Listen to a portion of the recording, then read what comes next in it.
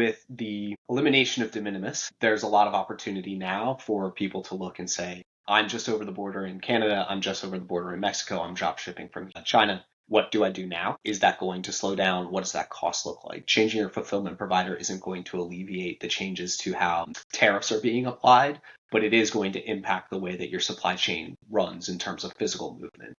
So while tariffs are not going to go away and de minimis is going to bring in more customs on some smaller goods and increase time due to the processing that it'll take to come across border, there are options within the US and within trading partners outside of the US that are in free trade agreements that can be leveraged and bring some of the same benefits. And what I see from a fulfillment perspective, what are we seeing from providers? What are we seeing from people who leverage fulfillment providers within the US is the question of, well, where do I go and how do I do that to not amplify the cost impact that we're having? And so what we're talking with a lot of our customers and with a lot of different clients who have questions for us is right now is a moment of panic and right now is a moment of chaos. Fulfillment can be costly, but it also can be seen through the lens of value. And there's a chance that these tariffs are not a flash in the pan and that this is going to be around for a while. Making a long-term decision to help align with what your business goals are is a really good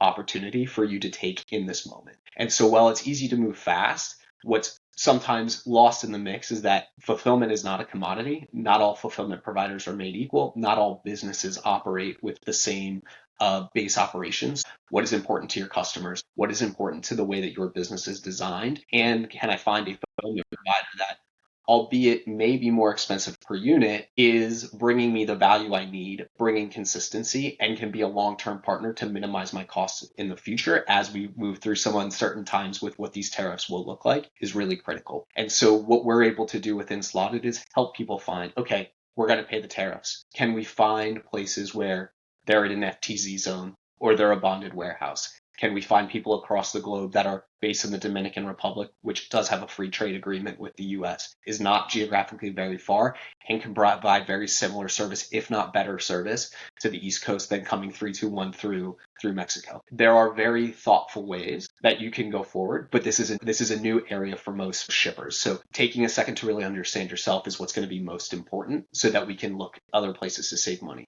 Are you going to save money in fulfillment? Maybe not necessarily right on the cost of fulfillment, but finding the right provider will help you save money in the other areas of your business: reworks, missed shipments, challenges with on-time delivery and customer experience. And that really doesn't come out unless you do a very deep search of yourself and the fulfillment providers that align with your business.